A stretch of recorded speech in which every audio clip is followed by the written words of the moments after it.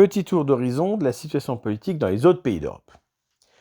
Dans le cas de l'Irlande, les manifestations contre l'immigration continuent de manière régulière et il est possible que la droite irlandaise se trouve un champion, si on peut dire, dans le cas du sportif McGregor qui aurait une ambition présidentielle contre laquelle le système irlandais voudrait se prémunir, essayer de l'empêcher d'y aller.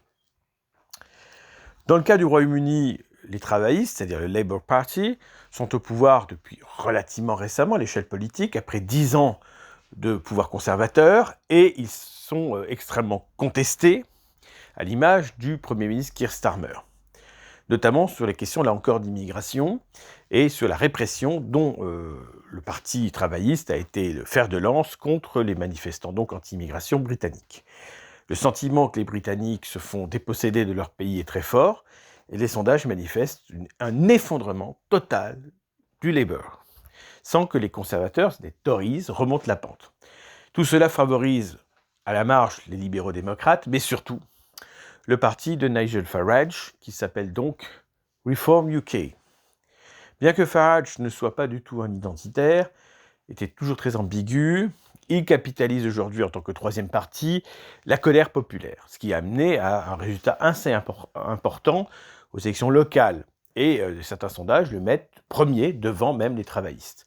Cette dynamique en faveur de Farage est très négative pour les conservateurs, bien que Boris Johnson ait laissé entendre qu'il pourrait revenir au pouvoir, ce qui est une illusion totale, et le pays risque bien d'être assez vite ingouvernable en cas de nouvelle élection.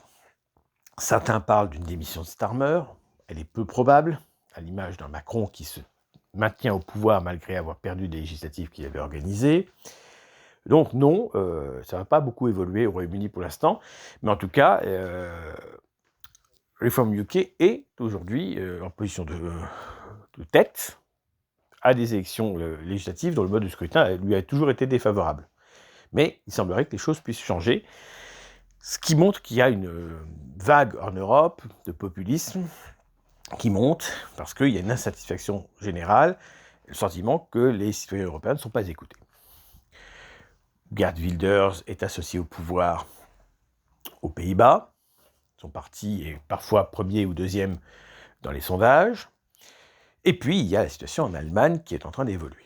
Alors, dans le cas allemand, la CDU, avec Friedrich Merz, a gagné les élections législatives, a gagné dans le sens où le parti est sorti premier. Mais, évidemment, il est très loin d'une majorité, ce qui l'a obligé à faire alliance avec les sociaux-démocrates, dont les Allemands ne voulaient plus, et qui ont donné à ce parti le plus mauvais score possible. Mais ils reviennent par l'autre porte. Ça a un effet automatique, c'est que l'AfD progresse. Et aujourd'hui, l'AfD, dans certains sondages, est premier, avec 26% des voix, ce qui ne lui permettrait bien sûr pas de gouverner, mais qui montre que Merz est en train de tomber à peine en place. C'est-à-dire qu'il est impopulaire en arrivant. C'est quand même assez sidérant, mais c'est ce qui est en train de se passer dans beaucoup de pays d'Europe, c'est-à-dire que les gens, à peine élus, sont déjà rejetés par la population. Ils n'ont même pas de printemps de grâce, ils n'ont même pas le temps de dire ouf, qu'ils sont déjà impopulaires avant même d'arriver au pouvoir parfois. C'est quand même assez sidérant. L'AfD est menacée par ailleurs par un office de protection de la Constitution qui le qualifie d'extrême droite, dur, et donc voudrait augmenter sa surveillance, ce qui pourrait aboutir à terme, même si ça reste totalement hypothétique, à une interdiction du premier parti allemand. Sincèrement, j'en doute. En tout cas, la dynamique de l'AfD continue, et la CDU est en train d'être détrônée. Alors évidemment, le problème, comme je l'ai dit, de l'AfD, dans un système à la proportionnelle comme le système allemand, c'est que sans partenaire, ils ne peuvent pas gouverner. Mais si la CDU se retrouve en position de faiblesse, et si le pays devient ingouvernable, on ne sait pas ce que ça peut amener. Dans le cas autrichien, pour l'instant, c'est pas compliqué, même tarif qu'en Allemagne, grande coalition, pour empêcher évidemment une alliance à droite, avec un FPÖ autrichien qui atteint parfois les 40% dans les sondages, qui est assez colossal. Et donc, il y a une grande coalition, là aussi de la droite conservatrice et des sociodémocrates, pour empêcher l'arrivée au pouvoir du FPÖ. Alors, le FPÖ s'était vu proposer de gouverner, mais il n'a pas trouvé de terrain d'entente avec les conservateurs. Et donc, c'est un bras de fer qui s'est établi et qui continue. Or, les grandes coalitions font monter ceux qui n'en font pas partie. Et donc, il faut bien dire les choses, ces grandes coalitions favorisent le FPÖ, favorisent l'AfD.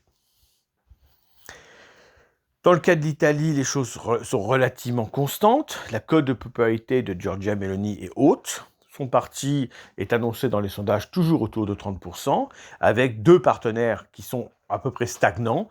La Lega de Matteo Salvini, qui reste autour de 8-9%, et l'héritage de Berlusconi, Forza Italia, qui est autour là aussi de 7-8%. Donc pour le moment en Italie, c'est le pays le plus stable politiquement. Si on prend la situation polonaise, donc il y a eu un basculement du PiS vers le PO, donc vers Donald Tusk. Bon, la droite dure, Confederacja, est assez élevée dans les sondages, elle pèse. Et la question d'une victoire donc, du PO présidentiel est posée. Elle est très probable en toute honnêteté, mais on verra, ce sera aussi à analyser lorsque cette élection aura lieu. Si on prend les pays scandinaves, il n'y a pas grand-chose à en dire à ce stade, si ce n'est que donc en Suède, le Parti des démocrates suédois a toujours un point important, et qu'au Danemark, pour l'instant, la social-démocratie est encore au pouvoir, avec une politique prétendument anti-immigration qui reste à vérifier sur le terrain. En Hongrie, l'alternative à Orban existe, donc il y a une coalition autour d'un parti de droite qui est pro-européen et qui conteste pour le futur l'élection avec Orban. Il est possible qu'Orban, dans les quelques prochaines années qui viennent, perde le pouvoir. Même chose avec Fico, qui a gagné les élections avec une coalition un petit peu baroque et qui pourrait les perdre dans le futur, mais il est là pour quelques années encore, normalement, sauf surprise. Dans le cas de la Slovaquie. Dans le cas de la Roumanie, vous savez qu'il y a des élections présidentielles qui vont se dérouler ce dimanche, premier tour. Donc il y a eu toute une histoire, il y a une impopularité grandissante des partis du centre, des partis de gauche et de droite, et donc ça s'est traduit par la montée des partis populistes, par la droite nationale classique tout simplement, et par des candidats un peu fantaisistes. On a vu l'émergence de Călin Georgescu notamment, qui est issu de l'AUR de Simion, qui en est parti, et qui a été bien placé pour gagner les élections présidentielles, avant d'être entravé par tout l'appareil politique roumain, sur diverses accusations, et il a été donc incapable de gagner, puisque l'élection a été annulée, et qu'on l'a empêché d'aller à la prochaine. C'est George Simion, qui est donc le candidat de l'AUR, l'Alliance sur l'Union des Roumains, qui pourrait sortir premier à l'issue des élections roumaines d'aujourd'hui, premier tour, et selon le candidat qui l'aura en face de lui, pourrait gagner. Ça sera acharné au deuxième tour entre les deux, mais la possibilité d'une victoire de Simion est réelle. Voilà. La situation en Russie, vous la connaissez. Pas de débat, si on peut dire, justement. La situation en Ukraine va dépendre, bien entendu, du retour de la paix. On espère quand même que des pourparlers vont aboutir à quelque chose sous l'égide américaine. Dans ce cas-là, il y aura des élections en Ukraine. Parce que pour l'instant, évidemment, on n'organise pas des élections en situation de guerre. Est-ce que Zelensky subira le sort un peu de Churchill, c'est-à-dire après la guerre, finalement, on s'en sépare? C'est très vraisemblable, à mon avis. Mais je ne peux pas, à ce stade, porter de jugement sur une situation électorale qui n'est pas claire du tout. La situation ukrainienne, aujourd'hui, est absolument illisible d'un point de vue politique, compte tenu de la situation militaire.